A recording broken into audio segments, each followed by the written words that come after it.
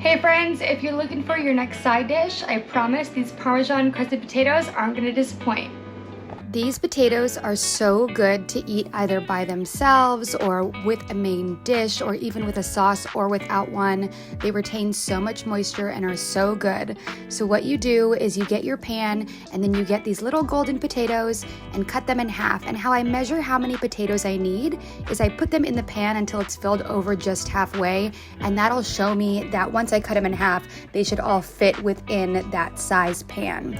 And then you're gonna take the side that's cut and you're gonna score them. So I like to score them in kind of a tic-tac-toe shape, and that's just so that all of the ingredients can get really soaked into those potatoes as they're baking. So for your base, you're gonna have a butter as well as Parmesan cheese is gonna melt into that butter as you're mixing it up, and that's okay, that's what you want, because you want it to be kind of like a paste. And then you can go in with your seasonings.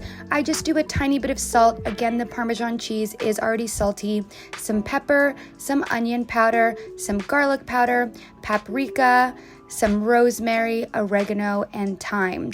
And this will really brighten up those potatoes. It gives them a nice herby flavor to go with the saltiness of it. It really does enhance the flavor of the potatoes so much more than you actually think it will. I can promise you that. Once you have everything mixed up, you can go ahead and spray your pan with a little bit of cooking spray. I know I don't show that part, but I do like to spray it just so everything can lift off a little bit easier once we take them out of the oven.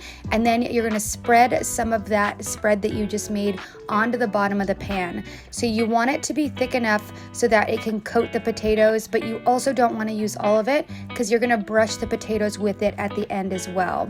Now when you put the potatoes in, make sure you put them with the scored side down, so that's skin side up, and push them in. And what this does is, like I said, it helps the butter and everything as it melts get soaked into the scores on those potatoes, and it helps to flavor the inside of them. And this is pretty much why you don't need a sauce for them. And then, like I said, you can take the remaining butter and brush it on top and even sprinkle a little more Parmesan on top if you want to.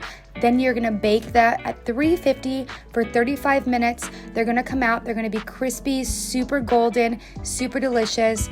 Plate them up and you'll see that because we sprayed the bottom of the pan, they should lift up really easily and have that nice crispy bottom.